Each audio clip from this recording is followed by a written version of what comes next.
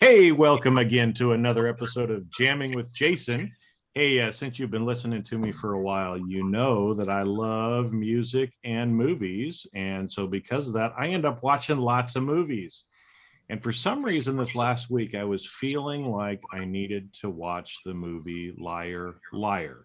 It's a great movie. I think it came out in 97 with, if you've seen it, you know it, okay, with Jim Carrey. And because there were certain things that were kind of calling to me, like I needed to watch these certain scenes again. So my wife and I watched it this last week. And, I'm kind of a nerd. I'm grateful and in awe at how many people it takes to make a movie. So I'm one of those guys that sits in the movie theater and just watches the credits until the end. Plus, if you don't do that, you might want to, because some of the movies, there's bloopers and other stuff at the end that you miss. But as I was sitting there after the movie and the screen was rolling, I saw Sharpo the clown played by Eric Sharp. And I went, holy shit, I know Eric. I got to reconnect with him. And so that's what we're doing today. And so excited to have Eric Sharp on the podcast. So with that, let's roll that episode. Hey, Eric, how you doing, man? I'm good, Jason. How are you? I'm good. It's good to be back together with you. I know we talked on an earlier podcast episode a few years ago, I think, right? Yeah, with Kathy. And with Kathy, and thought it would be good to just get together again with you. It's been a while since we've talked, and I always like the idea of two old guys getting together and talking because hopefully we've learned something in our years, right? Well, if we find a couple of old guys, we can bring them into the conversation. Otherwise, we're young guys. We're young guys. But no, it's I'm glad to have you here, and we were talking a little bit before we hit record, so we'll see where this all goes. But yeah. I left it all pre-recording. I got it all out. I got nothing left. You got nothing left? I know. I got plenty. It's well, so and so let's give the people a little background, because you've been in the entertainment business for a long time. Yeah. So maybe just give it. Yeah. Sharpo's been around for a little while, so just maybe kind of explain that, because there were a couple of questions I wanted to ask you about that, and then we'll kind of move into some of the other things that you and I have been talking about that we think other people might be interested in hearing too. Sure.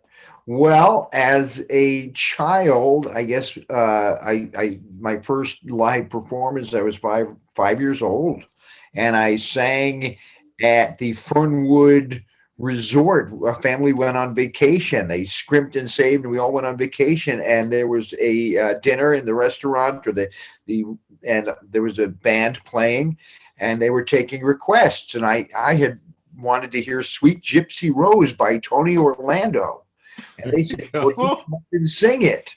And I said, okay, because I know how to clear a room, even at 5 years old. I figured they just wanted to get, So I sang the song, and what I remembered of, I was 5, and I got a nice little applause break.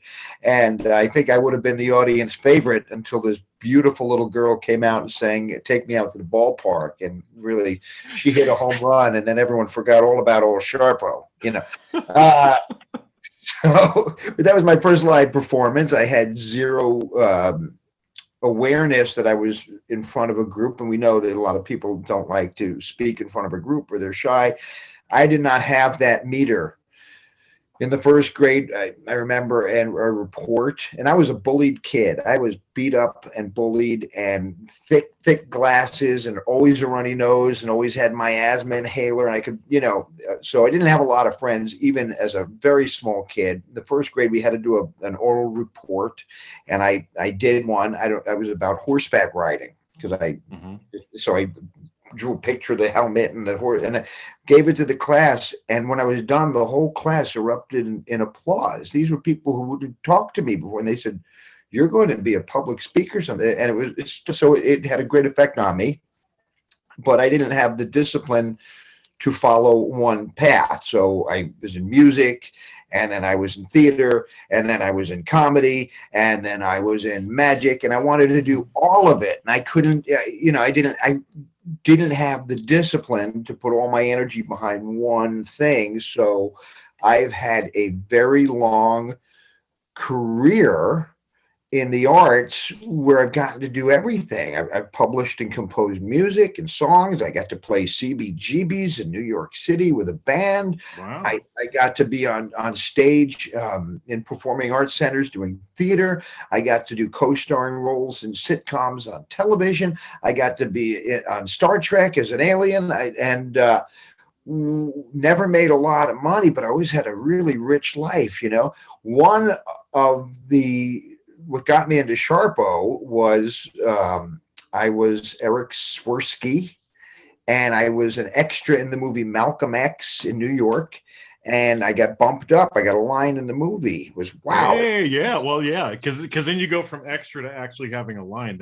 Even if it's one line, it's a big deal. It was a big deal. You don't even see me say it. You hear me because they cut wide. I say 829-1945, which was the prison number on the we were playing prisoners in the jail scenes. But I got to stand right next to Denzel Washington, and Spike Lee directed me.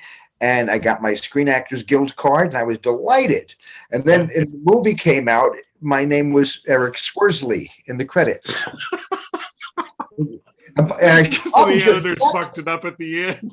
I should have been the IMDb credit, though, didn't you? I would have been the only Eric Sworsley in the world. So I changed it because I didn't want to, I'd always not really liked my name. It's a great, proud name, Swirsky, but I didn't feel like a Swirsky, and I wanted a name people could pronounce, and it sounded, so I phone book, Sharp, there's a good one. I just picked Sharp, and I became Eric Sharp. I went from being like 2 Eric Swirskys, that you could find in the world at that time. Now there's a phone book full of them, but to like one of 10,000 Eric Sharps.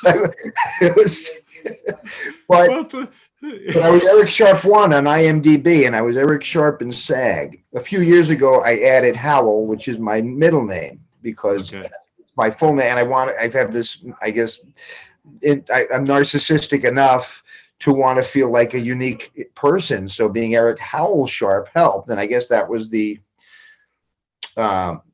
genesis of the Sharpo, which was became about as the trademark for my entertaining at parties.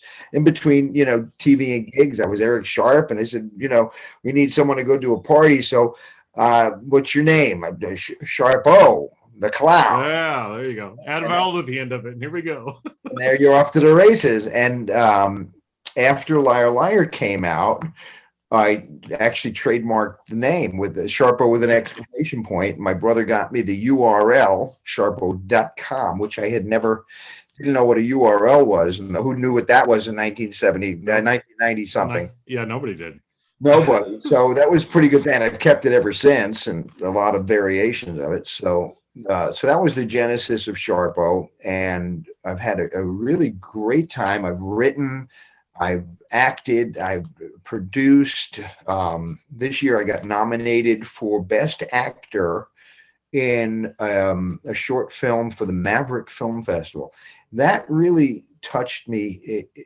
My brother-in-law, who wrote and directed this little film I got to do, a 3-minute film called Pitted, which is just this ridiculous little piece of not even horror. It's he's mashing cherries, but he's massacring them, and he's like this, and he's going after the cherries.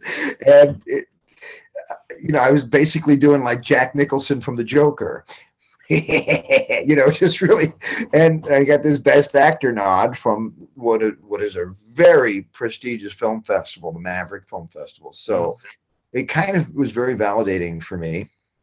So that's the story of Sharpo, Well done. Yeah. Yeah. Go ahead. Well, I was going to say, because it's always interesting to me too, because people that are in entertainment, especially if their last name's a little hard to pronounce or other stuff, usually change it, right? Because I remember the old story, like Charles Bronson. He was on Paramount's lot, and they're like, "Oh, you're pretty good, but we're not going to use your last name. So pick another name, right?" So he walks off the lot, and Bronson is one of the streets that goes into it. And he looks up and he sees the Bronson sign, and that's how he became Charles Bronson. Is there a story behind why you picked Sharp, or did that just? I really first I looked at Stone. I wanted to be Eric Stone because I thought like Rolling Stones. I loved the There you Stone. go. And Yeah. but there was already a famous acting teacher named Eric Stone in Hollywood. So when I called SAG, because I was working with SAG to pick my name, Right. and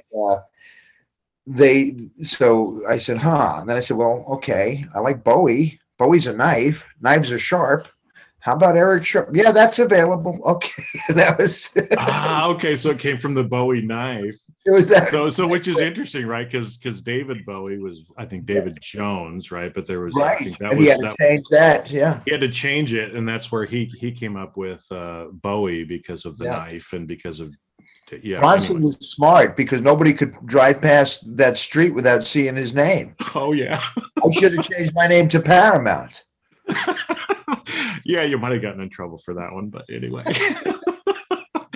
No, it's interesting, and it's so let's go back a little bit too, because you said you were a bullied kid, and I Yeah. was a little bit too, right? I mean, I had glasses early on. I had big ears. I had the same size ears that I have now when I was like Huh. 6. They don't So look big to me. I know that now they don't look so The bad, rest of but you caught up to them. yeah, the rest will be caught up. But so I'd have kids grab my ears and do all Yeah. kinds of stuff. And I think, a lot of people have experienced some of that kind of stuff growing Yeah. up, Yeah. right? And some people let it define them, other people let it inspire them, right? Yeah. And so I think it's interesting, even to this point where you change your last name, but you're still who you are. I do think it helped me a little bit because I think we allow, to me, I identified being that person. That was the person that was bullied. It was almost like you get to reinvent yourself a little bit, And when I was already here in a new place, and it was just a different environment. And I think a lot of it was socioeconomic for us too. We were not only was I a sickly kid, was kind of a very funny looking kid, but we were the poor kids in a upper middle class neighborhood. Yeah. We were the Malcolm in the Middle house, the one house with couldn't keep up with the yard work, and we could never wear the right clothes. Everyone else was wearing designer jeans, and we're shopping at the Wrestlers. That's what my mom bought me. Wrestlers. we were big Yanks. Yeah, Oh, nothing is okay. going to There you get you go. in more trouble as a small child than going to school in big Yank jeans. That was Forgot really about those. Yeah. Yeah. small. Well, it adds character though, right? I mean, it adds character, and you're somebody who's taken some of those things, and if you're who you are, I and do haven't let think those things limit you, but have let you kind of use those creatively to become who you are now. I think some of it sticks with you in life, and some of those things where you might allow other fears to take hold because you remember those traumatic moments. Mhm. You know what I mean? It affects decisions you make in your life because you don't want to feel the pain that came with that before. So overcoming that, finding that moment where you are, and I think it's just becoming aware, say, well, am I acting out of fear? Am I afraid to put myself at stake here?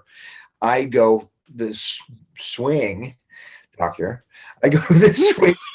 I get really like bold and brave, and I'm going to go for it. And'll do this, make a video on YouTube, and I'll put myself out there in the world, or I'll make that post on Facebook, or I'll just go do the thing, or audition, and I'm all, and then I'll have those, and then you second guess yourself 9 times to Sunday after it's done, going, "Ooh, maybe I should have done that. Maybe I shouldn't have said that. Maybe I should back off." And it's almost like the tide. You get the tide goes out. You ride it out, and then you have to know when to kind of go, okay, now I'm going to reflex a little bit. So if you time your work, I think with the universe, Well, because that's how it works, and even from a performance perspective, I mean, you've seen that, right? I mean, there's times when you feel like you're on your game, when it just feels like the universe is flowing through you, Yeah. and there's other times when you don't, right? And that's kind of the bane of being an artist, is it's Yeah. like, I gotta write this fucking book, but I can't, right? Or I gotta line. So the good news is for me, and I think that it is the moment where you say, but it's those down moments where you can't connect, you can't find that inspiration or that connection to the universal or the audience, but I'm doing my best. Yeah. And you go, that carries you, because guess what? It tends to be that when you're off, so are they. They're also just doing their best that day. It's almost like we're all kind of going through, there are some things we think we're going through a moment of despair and it's unique to us, but that day, it's like everybody's on that wavelength. And it's knowing that you go, okay, so, and I think as artists, and it's our job to kind of be in tune with that notion so that we can adjust our work, because and any professional has to put on a smile. Patient comes in and they're sick and they're and you have to be, how are you today, even if their day is going crappy. You can't go to the dentist and the dentist is having a bad day. Nobody, okay, open up, come here, I'm gonna well, there's a few people like that that are out there, but yeah, we usually have to put on the brave face, and I think it's interesting because I just want to highlight a little bit of what you said there too, because I don't want people to kind of jump past it of, if we're having an off day, other people might be having an off day too, right? And a lot of times the way to get out of the off day is to just do something, just do the best we can. Again, like you said, if somebody walks in the store, or you're a nurse, let's say, in the hospital, and you're dealing with somebody who has some life-threatening thing, even if you've had a really shitty day, you got to put on a smile for a little while, and help make that person's day brighter. And what's interesting is the more we do that, and the more we kind of force ourselves to do it, the more it comes. I remember there's a Hemingway quote where he said, what, my muse shows up every day at 9:00. And because he's kind of like these people that say writer's block, bull, right? My muse shows up at 9:00 every day. How do I know that? Because that's the time when my butt hits the seat and I start typing. Right now, there were certain days when Hemingway was off. He didn't write very much, but his butt got in the seat every day, and he did something. Right. There were other days probably where he wrote nonstop, I would guess, for maybe a day or two. I mean, sometimes that comes through. Yeah, the fever comes through, and you just go until you feel like it's been drained out of you. Yeah, you got to exercise the demon while you can.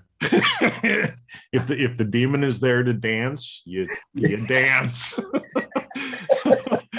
That's it. But yeah, and I do think sometimes it is muscling through, or just going through. It's not even muscling through. It's almost a stoicism where you go, you can't just go back to bed today.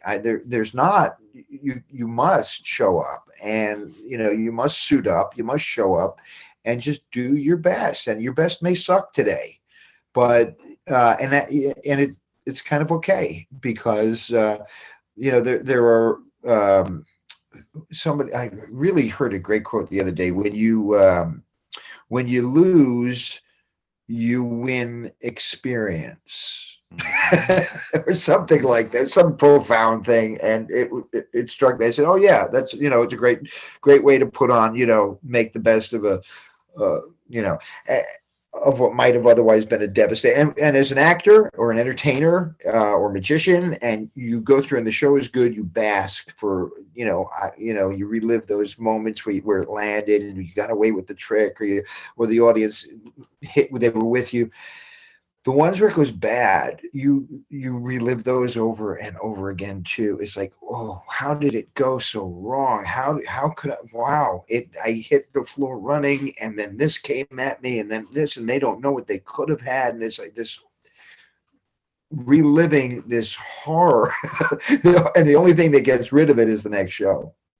That's the only thing. Well, and like you said, kind of powering through. Yeah. Right. Because if you've had a bad show, you're on the next night, Yeah. what are you thinking about when you go on the stage? If you're thinking about the show from the night before that wasn't so good, Yeah, you can't do you that. can't do that. No, you have to just remember it's never about you. It's always about being of service to them. This is for them. It's not for you. This is my work, and my work is important to me. I want to do my best, but it's never about me. It's about their experience. I want them to have a good experience. And, you talked about the nurse who has to take care of the patient, no matter if her home life may have gone to hell. She may have a tragedy in her own house. Her house might have burnt down, and she may have had to show up. And there were people a couple of years ago with all the California fires. Their house was burning down, and they had to show up to the hospital because they were saving lives. Mm-hmm. And the perspective of saying, okay, it's always about being of service, and being of service saves. It's like it is a soul saver every time, because at least for the time you're caring for this other human being or other people, you're completely out of your own stuff. That's all. Like, I'll get to that later. What was it? What about Bob? Is he taking vacation from his house? Remember that? There's a lot of these good movies I got to go back and revisit again too. Take a vacation from my problems at Lake Winnipesaukee. But it's interesting. This is one of the reasons why I love performers so much, or entertainers. You should just use a broad term, regardless of what it is, right? Because the ones that are really good understand it's about service and it's about the audience. Yeah. Right? And they show up and they perform that way. And you can tell. I mean, you can tell regardless of what kind of an entertainment venue you're at. Yeah. You can tell whether the people are in it to serve, and if they're in it to actually bring that joy and service to the audience or whoever it is that they're dealing with, right? And you can tell those that aren't. They're just kind of going through the motions. They're stiff. You feel sorry for them, right? Instead, and I think it's to me it's an important lesson that everybody needs to learn as well. If you're the nurse, if you're the person in the convenience store, if you're some corporate employee somewhere who has some job to do, right?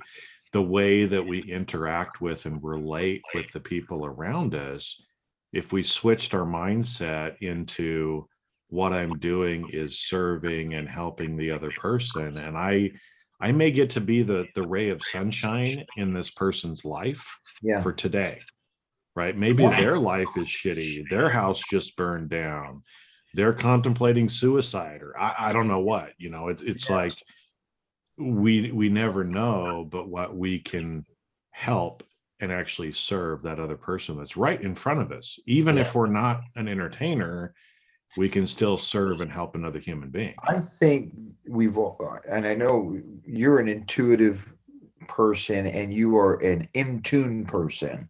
So I think you're probably keenly aware of the moments in your own life where someone has said exactly what you needed to hear at exactly the right moment. You go, thank you. It's like, or the post that you scroll by on Instagram that has the meme that you go, yes, thank you. And it's that's like, what I had to hear today. It saved my life today. And, and we all have that chance to do that for each other, even if we're unaware that we're doing it. I mean, if we just, kind of just pivot to that service, it kind of helps, and you never know whose life you save, Well, and like you said, a lot of times we'll never know, but if we're trying to do our best, we can be an instrument to somebody, right? I mean, when one of my brothers died when I was a teenager, and I remember, one of my friends took me out of the house, because there we had all these adults were crying upstairs, and it was like, I just got to get out of here, right? I can't handle this. So we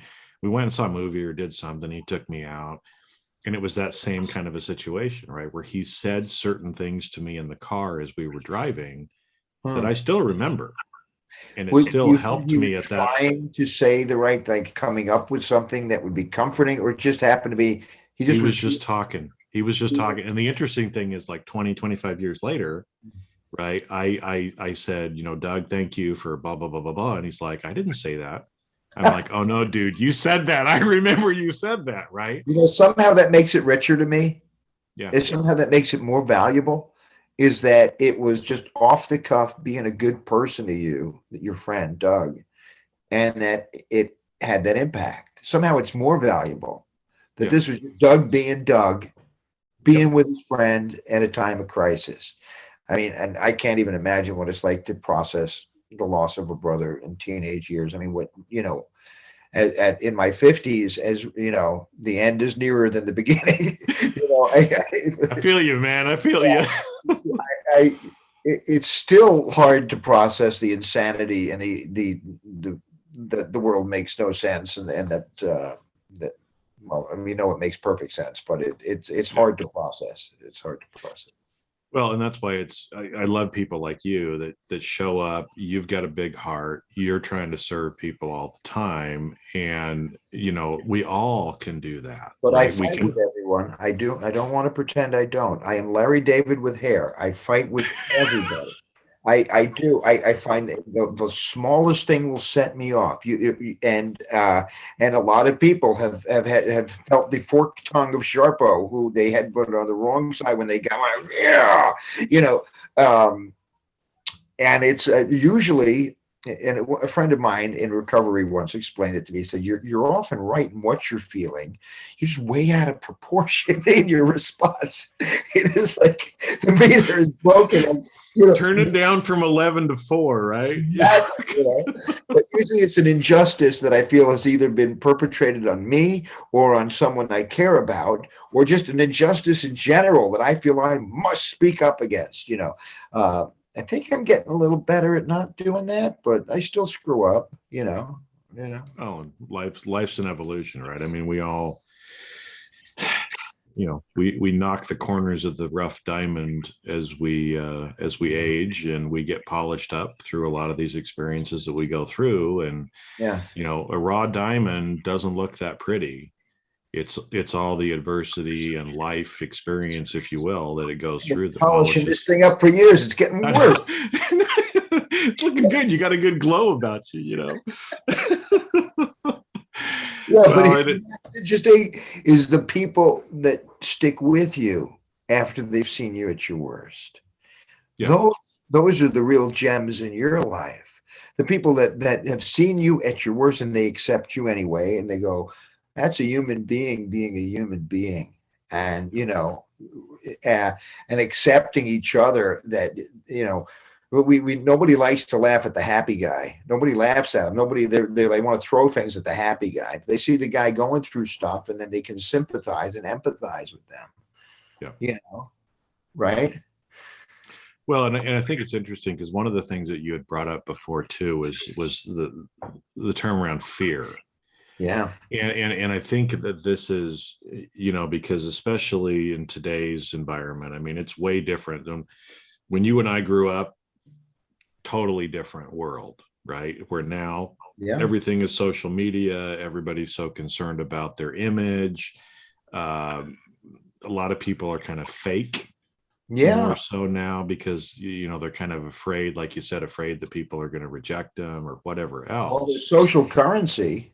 Yeah. The social currency is a very big thing. Everyone's afraid of that. They want to have a 5-star rating, or they won't get to work, So in some ways, I think it's good to have I want to call it a fear, but I think a pause where you check your message, that if you're going to tweet something, and for me, when they first said it's got to be 140 characters or less to tweet something, so well, that's an opportunity to craft your message.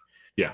Talk about the diamond, cut away so you say exactly what you really, really need to say, rather than get it muddied, So in some ways I thought it was good, but yeah, fear is it kills everything, doesn't it? It kills hopes, it kills faith, it kills dreams, because you're afraid to take action. So you do nothing, you're paralyzed with fear. And I would have done so many more things in my life had I not had fear, and I have I don't want to complain about anything. I've had a beautiful, beautiful run in my life. I've got wonderful wife and terrific children. And, I live in beautiful California, and I've gotten to be an artist, an entertainer for my life. So I have zero regrets, except I know that I could have done more had fear not held me back. Well, and I think that's an interesting, or an important lesson for people to hear, right? Because so much of the time we do let fear hold us back. And I think, again, it's one that I'm seeing more and more of is people not being true to who they are, or not admitting who they are or what they like, because they're trying to hide behind a facade, right? Yeah. And it's kind of funny because I a couple months ago, I just got this bug in my head for the Who. So I went through and listened to a whole bunch of back catalog Who stuff, right? And I was listening to Eminent Front. It's a put on.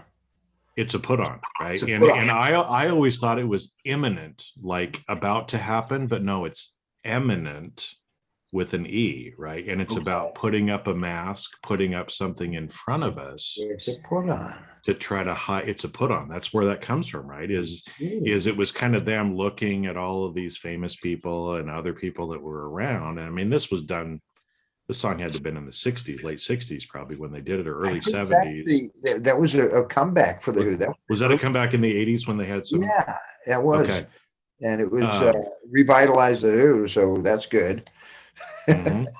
But it's just interesting how much, are we going around with that in front of us, or other people going around with that, because that's what kind of gets us to be right. Oh yeah. A mask that she keeps in a jar by the door. Who is it for? Wearing a face that she keeps in a jar by the door. That was the yeah. So, and if we're doing that, we really can't. We're living in that fear. We're living small, and we can never truly be who we are. And I think a lot of times truly be happy, which is something a lot of people want to be. If you look at all the great and I'll just use entertainers since that's my industry, the ones that and have succeeded and touched the lives of countless people are the fearless ones, the truly fearless entertainers. The comedian that'll say what he wants to say, that will be who he wants to be. Carlin didn't become George Carlin because he played it safe. Jim Carrey had to be this wild, manic Jim Carrey, and with no apologies. That's what, and then he found it hard to reinvent himself as not that, because that's what he had unleashed, But the Rolling Stones would not have been the world's greatest rock and roll band had they decided, let's cut our hair and just, play it safe and be the Beatles. We already had the Beatles, we didn't need another Beatles, so their manager, Andrew Loog Oldham, in his wisdom said, you got to be you guys.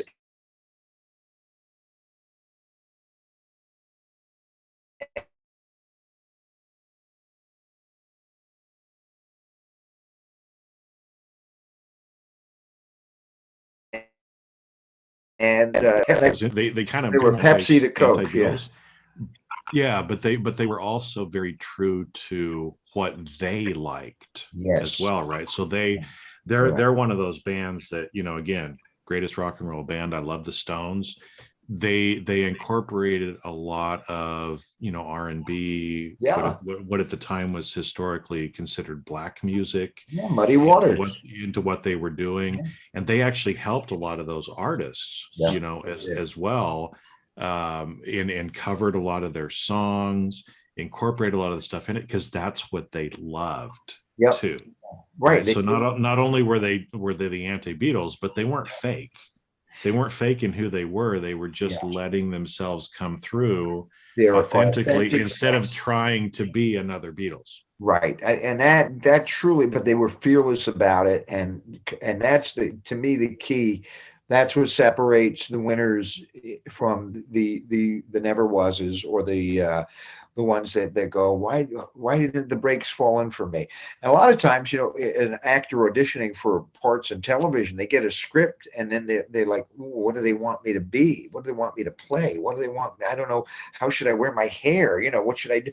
I found it for me, the breaks I have gotten, which, always came when I did like, no, I just was like, okay, what do you want me to read? Just and I just did the thing.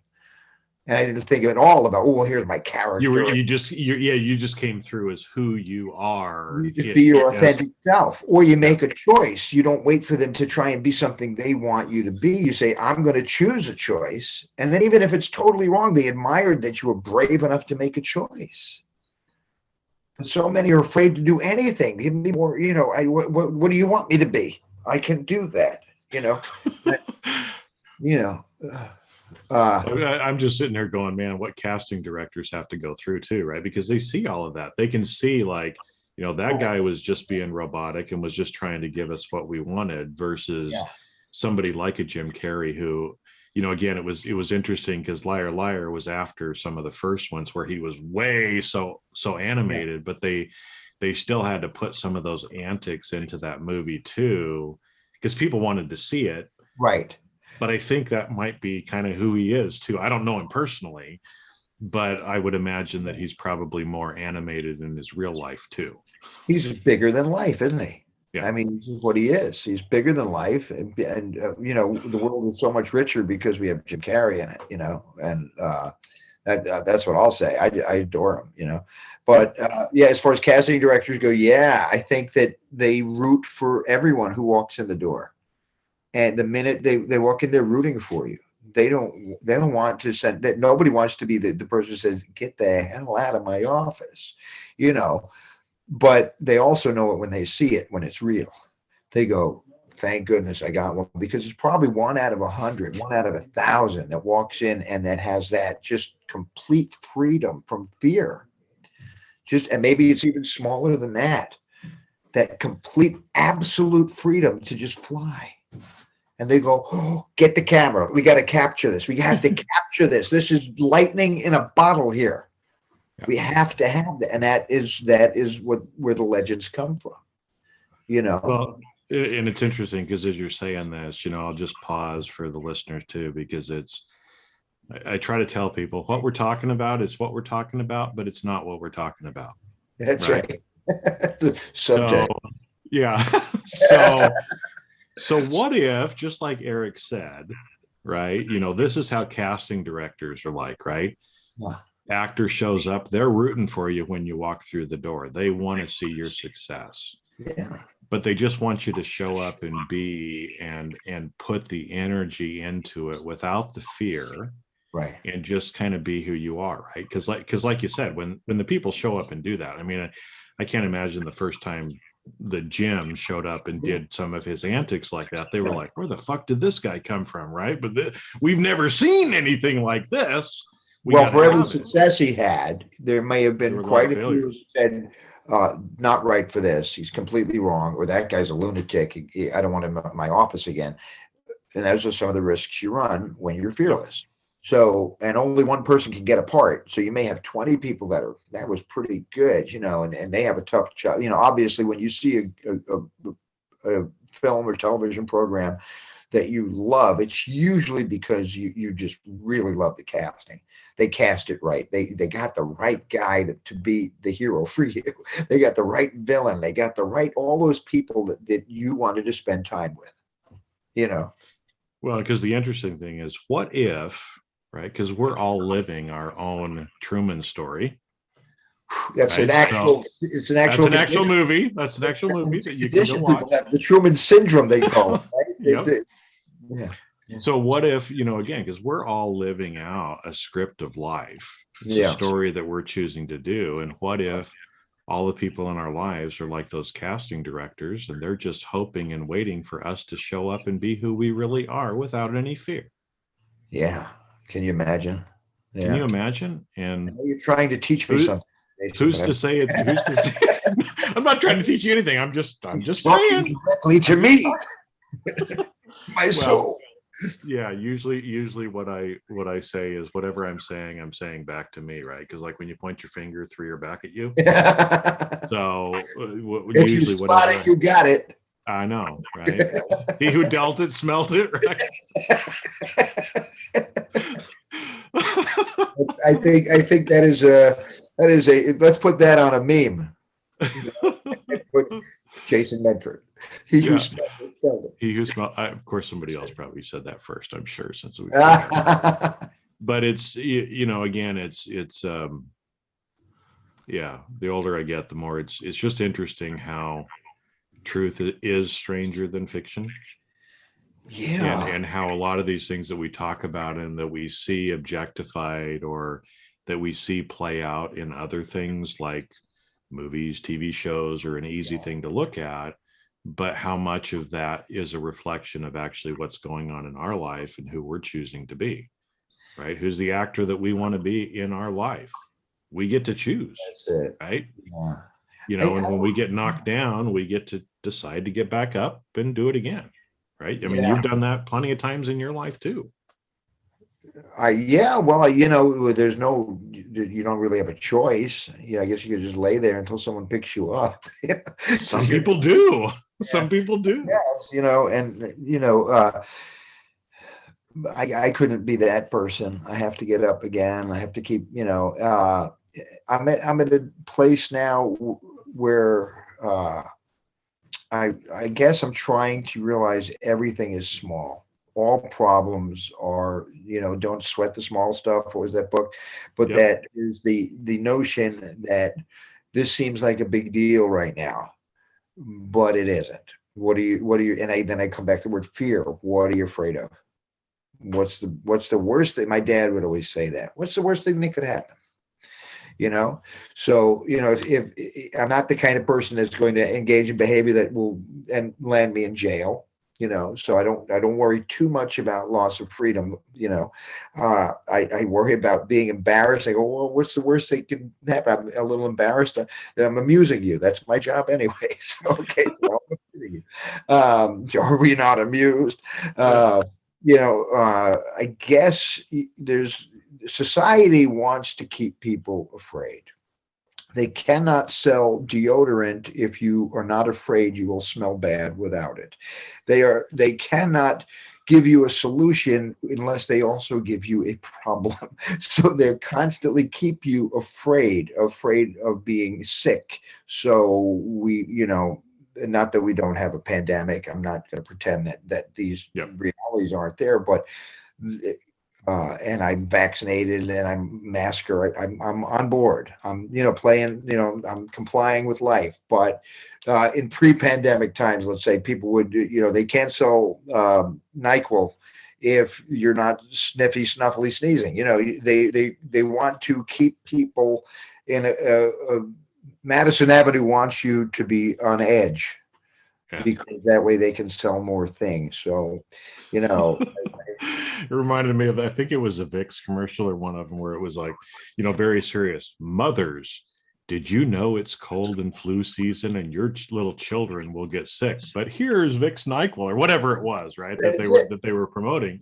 That's Because right. like you said, they have to provide a problem. That's right. They can then give you the solution for. But most of the time, we don't really have those problems. I like that idea of things are usually smaller than Well, the how older we you perceive. get, the smaller the problems are. You realize a lot of the things you thought you wanted, you don't even miss. The things you thought you needed, you don't miss. Well, I woke up in a comfortable bed, and I'm talking to people who are hearing us that have the comforts of home. Those that are struggling and suffering, we should do our best to help them. But for most people that have a bed to sleep in, that have a roof over their head, that there is no shortage of food or water, or the morning coffee, that you have gas in your car, all the other things are, you did it, you wanted life because you have the comforts of home and the necessities of life. So if you have those things and then you find love, and you find that you can be loving, then everything else really is small. These are things that we just fret about. And I remember doing Biloxi Blues in college, and Arnold Epstein was my character, and the line that is in my head 35 years later was, without problems, the day would be over at 11 o'clock in the morning. without problems. The day would be over at 11 o'clock in the morning. And it's such a beautiful line to me that we create stuff, we create drama just so that we give meaning to our day. We have to have some things to overcome. Mm-hmm. You know? Yeah, but like you said, with the benefit of some time or of going through some of the experiences, the more you do that, the more you realize. Yeah, if you're lucky enough that out of to proportion. live long enough, you start, you know, you let go of a lot of that other stuff. If you're lucky enough to live long enough, you know, because then you do get the arthritis. No worries, I've got a drug that'll help you with that one. But it may lead to erectile dysfunction, and it may lead to blah blah blah blah blah blah blah blah blah. Right? But anyway, you know, all those drug commercials. It's like, why the fuck would you actually take that drug if all those are the side effects? I know, right? Woo! Yes, yeah, that's quite a long list you got there. Do not taunt. Happy Fun Ball. Yeah. Remember that? No, I don't. Oh, SNL commercial, Happy Fun Ball, and it has the kids are playing with this ball, and it says, you know, some side effects may include from Happy. And it had like the list on and on and on. It said Happy Fun Ball is out of this planet. Happy Fun Ball is, if Happy Fun Ball starts heating, step away and call 911. And the very last line of the commercial was, "Do not taunt Happy Fun Ball." It's very funny. Yeah. No, I got that one. Now when you throw that line again, I'll know it. It was funny that I think it was Bob Newhart. I saw an interview with him one time. He's like, you know, when you're around with comedians, we don't tell the whole joke. We just tell the punchline, and everybody laughs because everybody knows the line. so they can just get through jokes all the time, right? Because that's it. Exactly. Right, here, let me get right to the punchline. This is not your call. Because you use that, you pull that out in your acting, don't you? I have a few. Like if someone is trying to spoil the trick and they won't shut up, I have one that I just hold up and says, and they read it. I say, "Here, take a card," and they take it. And it says, "Stop being a horrible person." And now here's your Queen of Spades. Yeah, your real card. Oh man, it's been great to reconnect with you, my friend, and laugh. And did we fly through that time already? Oh my God! Time goes by quick, you know, when you're having fun. And it's but I appreciate, because like I said, you've had a great life. You've been a blessed man. And you make me laugh. You make other people laugh. And this is only two. I'm only in Act 2. You're only in Act 2. Well, we'll have to come back. Like a lot of more chapters. I'm going to hopefully write. We'll have to have you back for Part 3, Part 4, Part 5, right? Sort of thing, because it's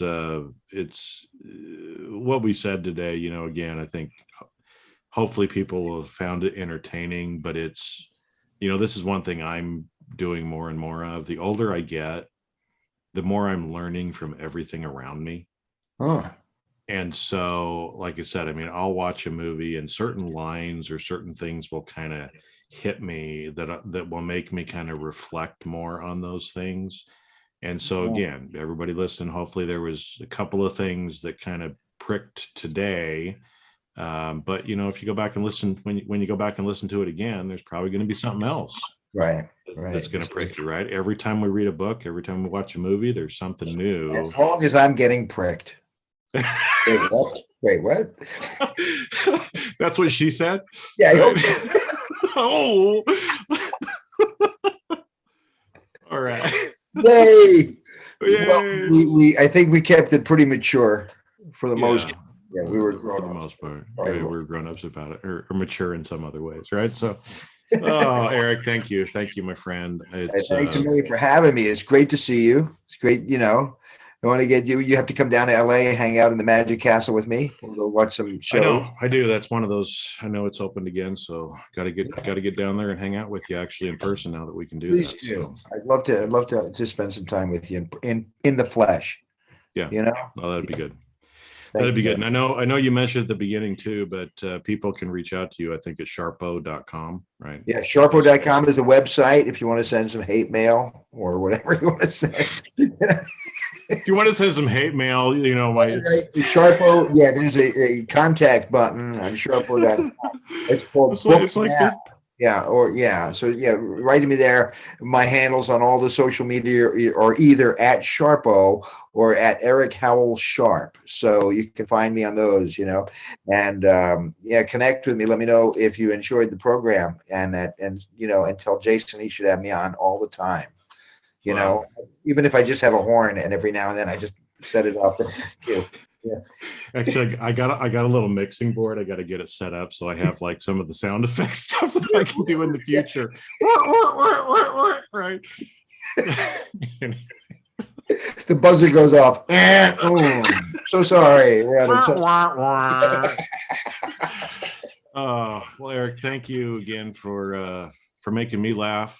I had a good time. I hope you had a good time as well. And everybody that listened, I'm sure they did as well. So yeah, thank you again. And we'll see everybody on the next episode.